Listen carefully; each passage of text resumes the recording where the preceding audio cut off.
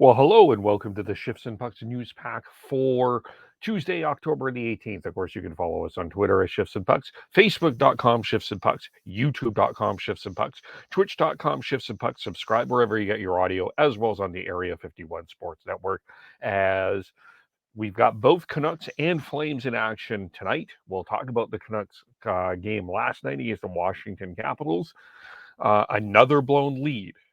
This time they allowed the first goal to Washington. They bounced back, tied it in the first, got the lead, scored 3 goals in the second, came into the third with a 4-2 lead, and then they lose 6-4. This is the first time that a team has started 0-3, 0-3 that have had three 2-goal leads. So, not good company for the Canucks. They continue tonight in Columbus, another team that has yet to win, and uh, just I. I think in Columbus they're probably talking about that this has got to be a must win. You can't go to Minnesota 1-4, can you? Like I'm trying not to start with a huge level of pushing this panic button, and I understand the perceptions of what we're looking at early in the season, but this is some of the same issues that we were dealing with last year at the start of the year. A struggling special team, struggling penalty kill, a blue line that is just not strong enough overall without Quinn Hughes, behind Quinn Hughes. And then you've got the injuries to Tucker Pullman, Tyler Myers, Travis Dermott, and looks like that's not helping the situation. Should be getting Ilya Mikheyev back probably tonight, forward wise, so that can help.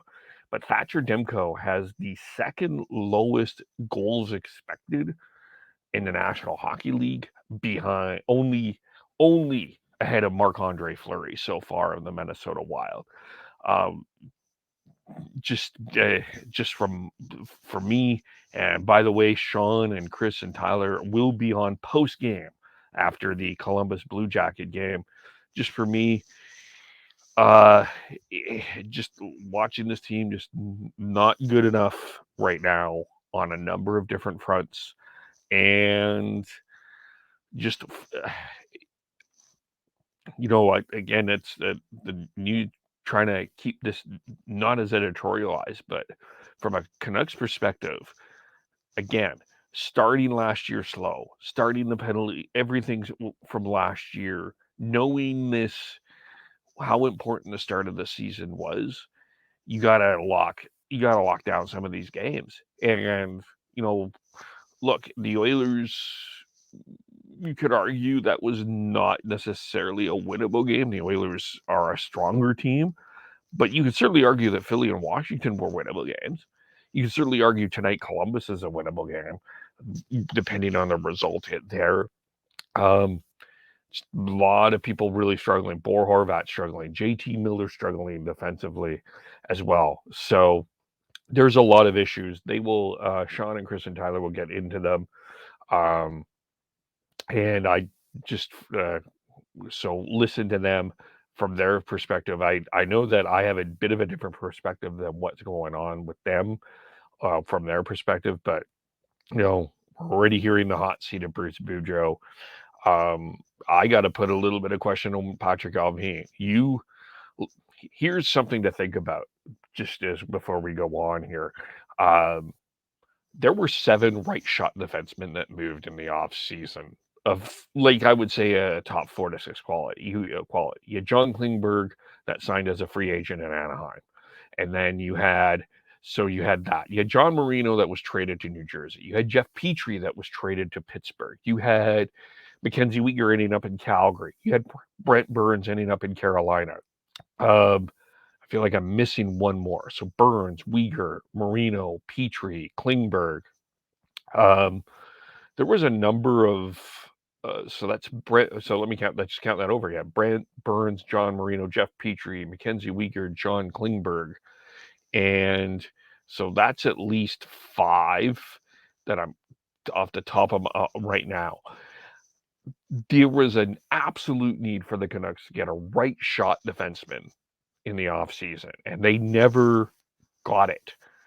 Um, just, um, so Patrick Allvin was supposed to put his stamp on this team at some point and hasn't. So I also think that there has to be some blame directed at that. Um, maybe the price wasn't enough. Maybe you had the situation with on the Islanders that there was supposed to be a trade and didn't happen. There's a lot of other questions around that, but that was a need, and it hasn't, like, that defense is just simply not good enough right now. So, but we'll see what's tonight. We'll see who starts in goal. It's a back-to-back, so it might be a Spencer Martin game. Columbus is going to have Elvis Merzlikins start in goal. You've got, of course, this is the first opportunity for the Vancouver Canucks fans to see Johnny Gaudreau against them in a Columbus Blue Jacket jersey. And so let's just have a look at the lines here. As looks like it's Miller, Podkolzin, Garland, looking like Horvat, Pearson, Besser for the Canucks, Pettersson, Kuzmenko, and Lazar, Amon, Josh Hoglander on defense, Hughes and Shen, Ekman, Larson, and Burrows, Stillman, Yolson, and it looks like Spencer Martin's getting the call and goal, and Jack Rathbone is scratched again. So, as for the Blues Jackets, look, this is what the lineup is projected to be: Boone Jenner, Johnny Gaudreau, Gustav Nyquist, Cole Sillinger, Igor Chenkhanov, and Jakub Voracek, Jack Roslovic with Justin Danforth and Kent Johnson, Sean Crowley, Eric Robinson, Matthew Oliver on the bench, Zach Werenski with Andrew Peak, Vladislav Gavrikov with Nick Blankenberg, Jake Bean, Eric Gabranson, and Elvis Merzlikins is expected to be the starter in goal. So, and Columbus coming in looking for their first win of the season. So, someone will get their first win of the season tonight. That we know. We'll see who that is. The Canucks are off to Minnesota next, and they are not off to a great start there. As a matter of fact, it might be debatable of who's been a little bit more disappointing, Canucks or Wild, but we'll get into that depending on everything there. So that's what's going on with the Canucks. The Flames are back in action tonight. They are 2-0. They are playing the Vegas Golden Knights, who are 3-0. And I said this yesterday. I'll say it again. The Vegas Golden Knights are not interested in seeing a Battle of Alberta in the playoffs at any point. They have come out with a focus, and I would argue they are playing better than what Colorado and Edmonton have played so far. So this is probably, at this point, even though Colorado is the Stanley Cup champions, this is probably going to be the toughest test in terms of intensity. Now, Ryan Pike had this tweet out earlier today. Home teams in this series are 8-2, but Vegas came into Calgary last year in their playoff run and dominated the Flames late in the year. So we'll see. 3-0 Vegas is starting the year. And just looking at let's have a quick look at their stats as well here. They're supposed to be goaltending questions. They don't. That's not. Hasn't been an issue so far. Bruce Cassidy said that they haven't even given up a bad goal. They've allowed only 5 goals in 3 games. So, and then leading the way is Jonathan Marchessault. He has 3 goals. Jack Eichel has 3 points. Alex Pietrangelo, Chandler Stevenson, 3 assists. Riley Smith, 2 points. So, going to be a tough team looking at their lineup tonight here for Vegas. Here, as you've got Eichel, Riley Smith, Phil Kessel, Stevenson, Howden, Mark Stone, William Karlsson, Jonathan Marchessault, Paul Cotter, Nicholas Roy, William Carrier, Keegan Colasar. On defense, Alec Martinez, Alex Pietrangelo, Shea Theodore with Braden McNabb, Zach Whitecloud with Nicholas Hague, Logan Thompson expected to get the starting goal. As for the lines of the Flames, Lindholm, Huberdeau, Toffoli, still getting their legs together. And I think, the point out here is these are 2 new lineup mates for Lindholm.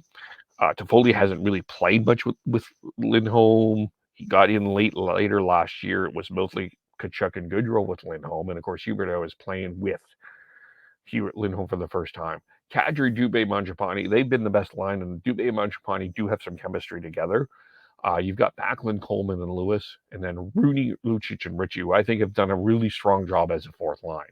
As for the defense, it's Hanifin and Anderson, Uyghur, Tanev, and Zadorov and Stone. Jacob Markstrom expecting to get the starting goal with Ruzica and Connor Mackey on scratch for tonight. So one of those, we talked about the Canucks and Blue Jackets, one of those teams will win for the first time. For Vegas and the Flames tonight, one of those will lose for the first time this season. That we do have other games, of course, going on in the National Hockey League. Let's have a look at that here as we look at that and here as a few other teams stumbling out of the game. Anaheim and New Jersey. Now, there were a lot of boos towards Lindsey Ruff in their last game. They are off to a very slow start, 0-2. To start the year, the Devils have allowed 10 goals. Anaheim coming in with a record of 1-2 to start the year. So that's one game. Boston taking on Ottawa. Boston, a little bit of a surprise. Expected some injuries. Expected to kind of be slow out of the foot. Ottawa, kind of a lot of people were really high on Ottawa. That turned around. Ottawa's 0-2. Boston 3-0 to start the year. So big game for Ottawa here as you want to get that first win out of the way here as soon as possible. And you had your opportunity against Toronto on Saturday, tied the game. Toronto came away with the win, and I know a lot of people are laughing at the Leafs because of their loss to Arizona, but have to watch. I'm just keeping an eye on Ottawa. You made all these changes. Just wonder what's going on there as well. And you've got Philadelphia taking on Tampa Bay as John Tortorella heads back to Tampa. Tampa off to a slow start. They're 1-2. Philadelphia is coming in 2-0. We got San Jose taking on the Islanders. Islanders come in 1-1. The Sharks are 0-4 to start the year. And so keeping an eye on that. And then you've got Buffalo starting their Western tour taking on the Oilers. They're in Calgary on Thursday. Buffalo 1-1. Oilers 1-1. Had an intense skate yesterday, the Oilers did, after slow starts to the Canucks and the Flames. So it'll be interesting to see how they start tonight against the Sabres. And then you've got the LA Kings in Nashville. And Alex Iafallo was week to week with a injury here as well. The Kings, a lot of people thought that they were the third place team. They are actually technically sitting at third place at 2-2. But that Iafallo injury, that's going to hurt them a little bit. And you've got Nashville 2-2 as well. Both of those teams trying to get their footing on here as the season continues. So those are the games tonight in the National Hockey League. Some injury notes to tell you about. As mentioned, Alex Iafallo was placed on IR by the Kings. He has a lower body injury. He got hurt in that 5-4 overtime win by Detroit yesterday. By the way, did you see that play by Dylan Larkin coming back on the empty net and then they scored? That to me was one of the plays of the year. So, but the Kings called Jacob Mowbray from Ontario of the American Hockey League. Rasmus Ristolainen also placed on injured reserve because of a lower body injury. And of course, so he will not play tonight as well. And other notes here in terms of anything else, Evgeny Kuznetsov, and this was a controversial play last night in the Capitals Canucks game. It was a vicious two-hander from Kuznetsov there last night, and should have been a 5 in a game. Only turned out to be a 2, and 2-minute penalty. And I think a lot of people wanted a little bit more than one game, but he gets a 1-game suspension for that hit. that was a really reckless play, and I you know and just some of these things with these suspensions, um, I think there's something that the NHL needs to get tougher on. Of course, it was late in the second, and it was on Kyle Burrows. Just yeah, not a good play. You can see that on Twitter, but that wasn't. Yeah, just a vicious two-hander by Kuznetsov. Fortunately, Kyle Burrows is okay, but not a good situation there. And then you've got as well Nick Schmaltz, some other injury notes. 6 to 8 weeks out, 6 to 8 weeks for the Coyotes. He he was he left the season opener in the first period of their in Pittsburgh, but he's going to be out for a while. Connor Timmins also day to day because of an upper body injury. By the way, did you know that Arizona has gotten a point? This is from Arizona Coyotes Twitter. Has has gotten at least 1 point from Toronto in every year since 2002. So Toronto has not beaten Arizona at home in regulation since 2002. And of course, you have the bubble year there where they didn't play against each other. So you can subtract a year from that. But it was a great pull by the Arizona Coyotes today as well. Um, so that is what's going on there. We also have the Board of Governors meeting going on today as well. And um, so a couple of things to come out of that uh, here that we're watching and kind of keeping an eye on. And um, this is from Elliot Friedman. Here as I pull this uh, pull some of the things that is expected. Keeping an eye a little bit on the salary cap. Um, we'll see where that's supposed to go. It has been projected to go up, so we may hear something on that. We also some other things that we will be looking at today. Uh, there's the inclusion and diversity report. The NHL has been working on that. So it's going to be just an afternoon one. And any updates regarding the NHL investigation into the 2018 World Junior Gold Medals uh, celebration in London. And Bettman said a little earlier that they're closer to the end of that than the beginning. So maybe there's something coming out of that. There was another situation from Hockey Canada. Katie Strang tweeted out they found a third fund that the Hockey Canada uh, had in these cases. So that's three. That's three more. So we'll see that. These don't involve rule changes. This is just going to be about a. It's not going to be a long meeting anyway. So, um, and so that is where we are at in terms of that Board of Governors meeting. And yeah, so and then and then we're keeping an eye another one. So it's the Cronwell report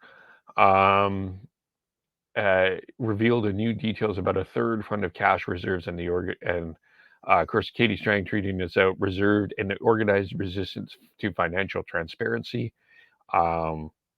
It's a third reserve fund for uninsured claims. So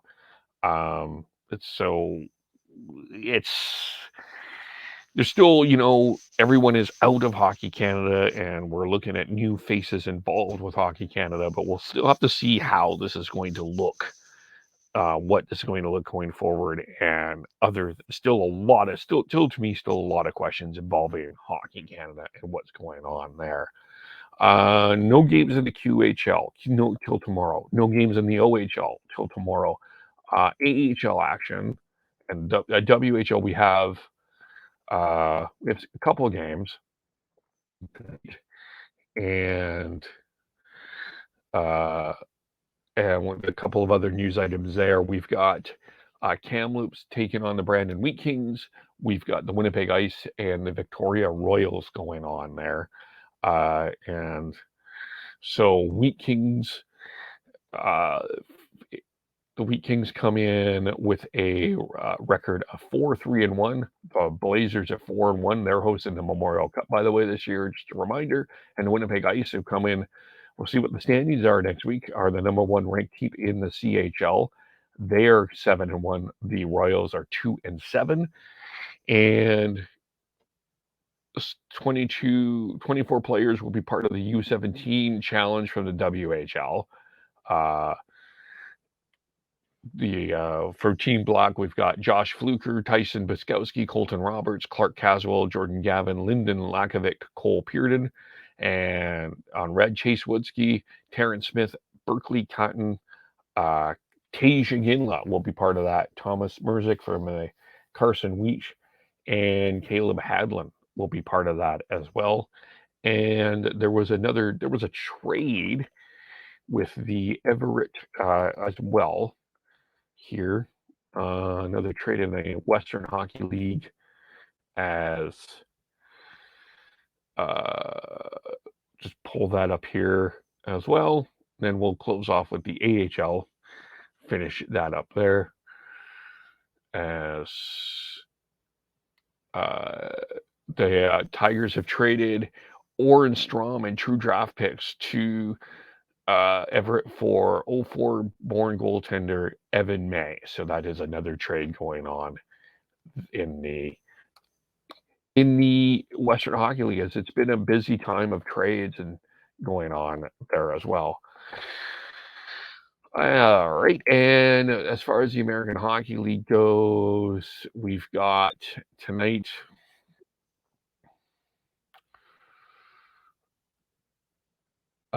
just looking at the schedule here. We've got one game tonight. It is in Ontario, California. It is Henderson Silver Knights taking on the Ontario Reign. So that is the news for today. Again, a reminder, Sean, Chris, and Tyler, they were scheduled for last night. They could not do it. They will be tonight. Recapping the Canucks and Blue Jackets, talking about where the Canucks are at overall. And so check that out. They'll be live shortly after the game. So around 6:30 Pacific, 7:30 Mountain.